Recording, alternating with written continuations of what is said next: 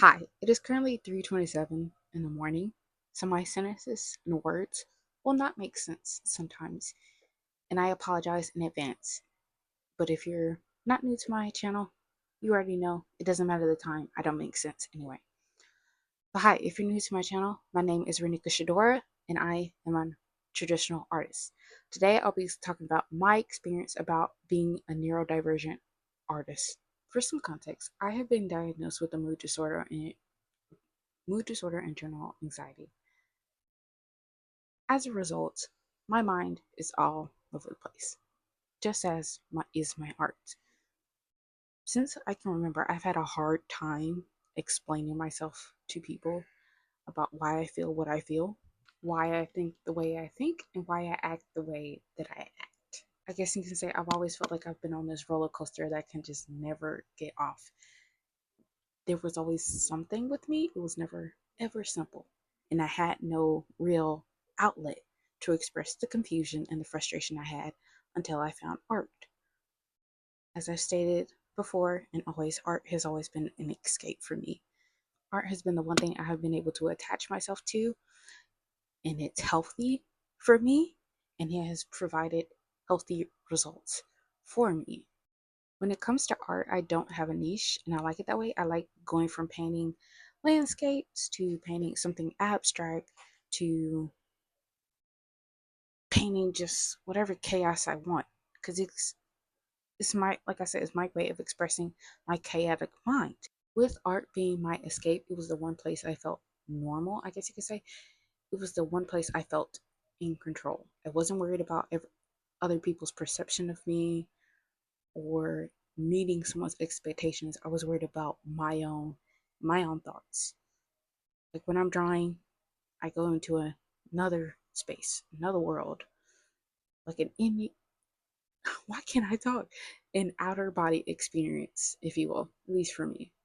Sometimes it can be frustrating because when I intentionally want to, I guess you can say, control the chaos, exhibit the chaos in my mind of like, hey, this is how I feel.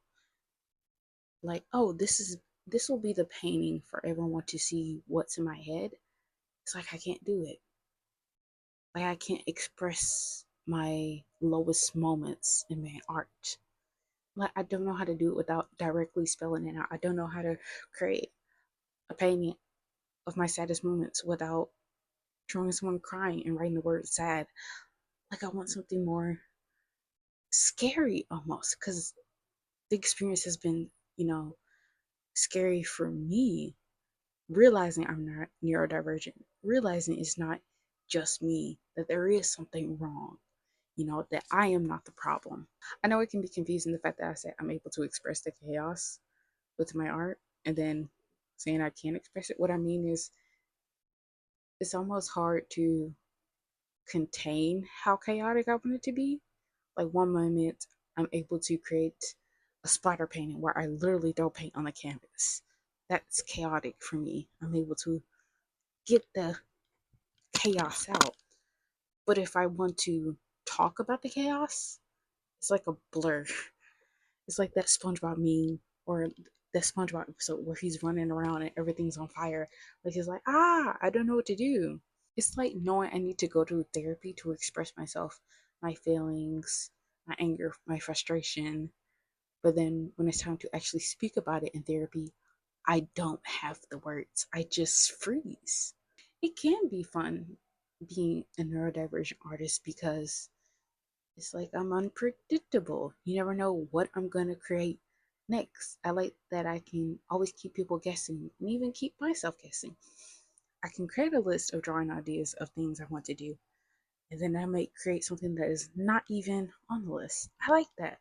But again, it's just controlling the chaos when it's time, trying to understand it. I think the reason it can be hard for me to put my feelings out on the canvas, my frustrations, my unpredictableness, if you will, on the canvas, it's because I'm forcing my mind to perform. It's like when your friend tells other people, hey, she's really funny. Now you feel like you have to force yourself to be funny in front of people, but in doing so, now you're not really funny when your funny is unintentional.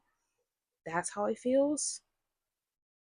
Sometimes, most of the times, I'm chaotic when I'm not trying to be. It's just who I am, bro. And it's like, hey, chaos, show yourself. Nowhere to be found. I thought being on medication would help me articulate my feelings more.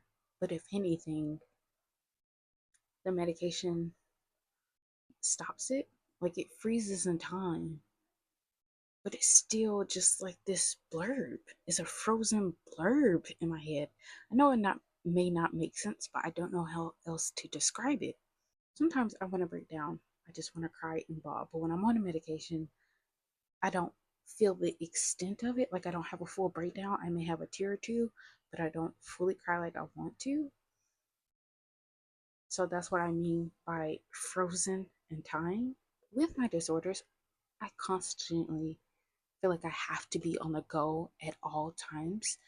As a result, I feel like I have to create paintings and drawings or any art project all in one go. I can't leave it overnight. Maybe I can take a 10-minute break, but I can't sleep on it. I have to complete it now, or the painting will be ruined, or the same ideas won't be there. That passion for the painting won't be there, and it will just be an unfinished project, or be a completely new idea, and the old idea will never get seen. Because of that, I don't think I can recreate some of the paintings I have. If one painting were to sell, my mom would say, "Are you going to recreate it?" I'm like, no. It's not that I don't want to. It's just I know it's not going to look the same anymore because I'm not in the same mindset. That's another thing I have to work on as an artist for me is being able to recreate my work in the exact same way. I'm having a hard time doing that. I've been told I have a style by people, but I don't see it because it's like I can never draw the same thing in the exact same way. And I don't know why. With the need to finish things all in one go, feeling like I can't recreate it, there are some paintings I look at and I'm like, how is that me? You know, I can't believe I did that, as if I was another person. It's like I'm looking at a mirror, but I don't recognize that person as myself. There are some paintings I'm very, very proud of, but someone else might have created it because I don't believe that I did it. It's hard for me to wrap my head around it. It's hard for me to put myself in the same mindset, you know? It's like an out of body experience, like I was mind controlled while I was creating it. I feel like that sentence didn't make sense, but this is what I get for recording at almost 4 a.m. in the morning. On the other hand, there are some paintings that I look at that are, some are terrible and some are just weird and chaotic, and I don't, almost freaky. I'm like, that's me. That's the me I recognize. The one that makes you work, or you could do better, not the one who makes work that is actually sellable. It goes into my mood disorder. I'm like, the art that is so good is unrecognizable to me. It's like, that's who I need to be. The person who's normal, who can just create this on a regular and be fine. But then there's the other part of me who creates art that is weird, that looks unfinished, crazy. That's a side of me I want to let go, that I'm embarrassed of. It's a side that I see is a problem that needs to be fixed. Being diagnosed has only shown me that no, you're not crazy. There is something. Both sides are you. Neither side is correct. I'm like, no, that's not true. One side of me has to be correct. And I have to know which so I can fix it. That inner belief that I need to be fixed has definitely manifested itself in my art.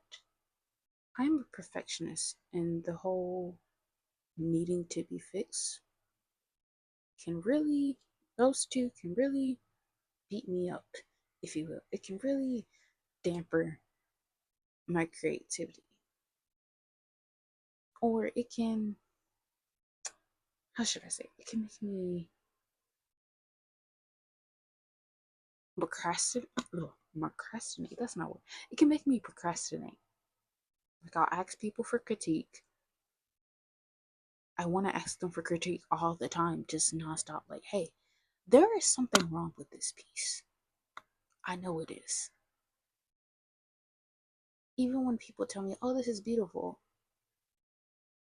I need them to say the words, there is nothing wrong with this. So when I don't hear that, I'm like, okay, they're not saying it, so obviously there's something wrong. And I need you to critique it so I can know what it is. Because it needs to be fixed. And when I learn what needs to be fixed, it makes me not want to do it anymore. I've struggled with anatomy for a couple of years now. Luckily, I have a friend who has helped me out to learn it. And she has told me continually practice, practice, practice. And I can always find like issues in it, which is normal. However, for me, I'm like, ah, no, it needs to be perfect. It needs to be perfect. Which makes me not want to draw anatomy as much anymore. It makes me frustrated.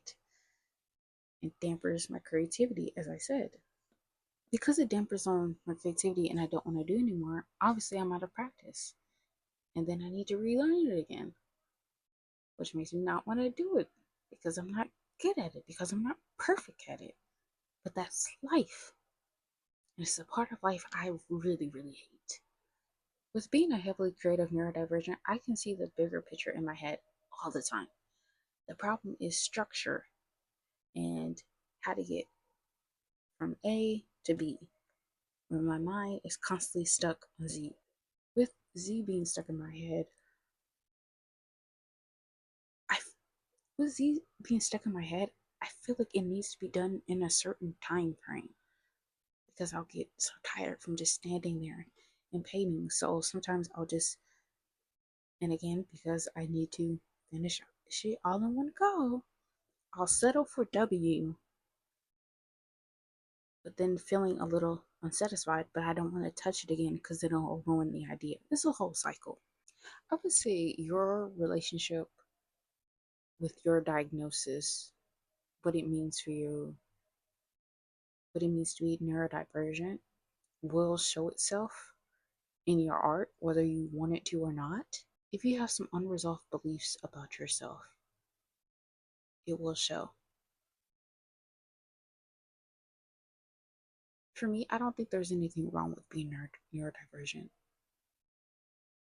Yet, I see it, I see myself being neurodivergent as a problem, which is sucks to say out loud. I'm okay with other people having, I'm okay with other people's minds working different, but I need my mind to work like everybody else because of my beliefs that I need to be fixed. I'm never going to be fully satisfied with my art. I need someone who can tell me that the way I do art is completely wrong. I need someone to tell me that this is all bad. All of it is bad.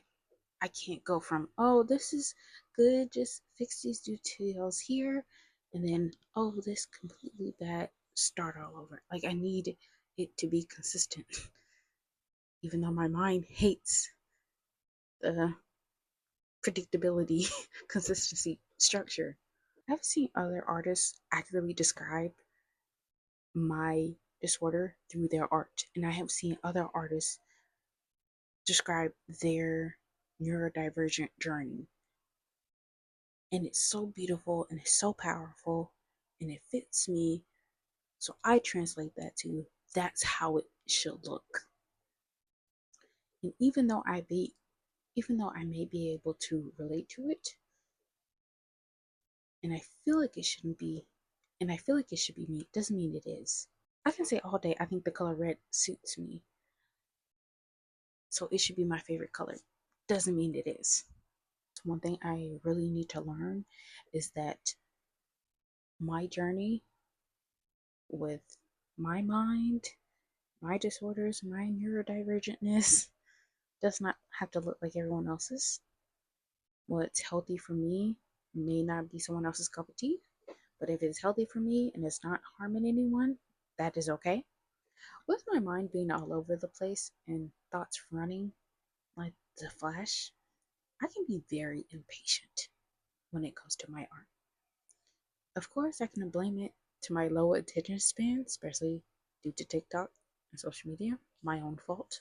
I need to take a break from it. I need to get the fundamentals and the basics immediately. Like every lesson I learn, it has to come naturally, if you will.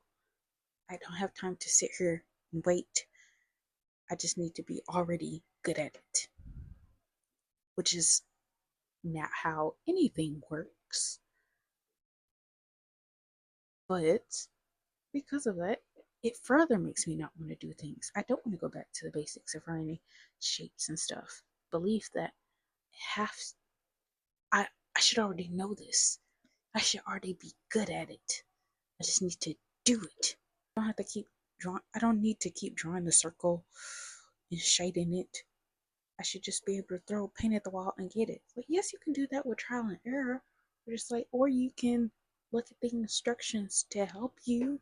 But despite the challenges I have faced with being neurodivergent and being a neurodivergent artist, I'm still grateful for the beautiful art it has allowed me to create. I'm grateful for the people it has allowed me to meet. It definitely has its cons, but it has its pros, at least for me anyway, and be more understanding and graceful, and also say, hey, this is where you were at. And you may not like the way how you're expressing yourself right now, but clearly this is how you feel. And just be at peace with that. And also, I need to learn to, hey, I can't sleep on it. I can't walk away for 10 minutes or even a day or 2 weeks and be okay with it. Even if a project takes me 2 months to create, it's not the end of the world. It's not. It's really not. I have 10,000 paintings in my home right now. I think the closet, the very squeezed in closet, will be grateful if I don't try to squeeze in one more canvas painting. I can not paint for a while if I need to, if that's what I need to do. It is currently 4:34, which means I've talked for an hour. And I have a lot of editing to do after all the blabbering I've done, and I should have some viable content. It'll be very cut up, but I should have viable content. Anyway, thank you for watching me babble. I hope you found something interesting, something relatable in this video. If not, I apologize. And the next video should be better. If not, you can check out my other videos. Anyway, thank you for listening to my experience of being a neurodivergent artist. As always, have a good day, have a good night, have a good morning. Bye!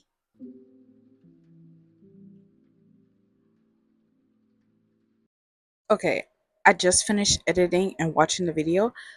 I repeated myself so many times. I apologize. But again, I warned you at the beginning that it was created at 3 in the morning.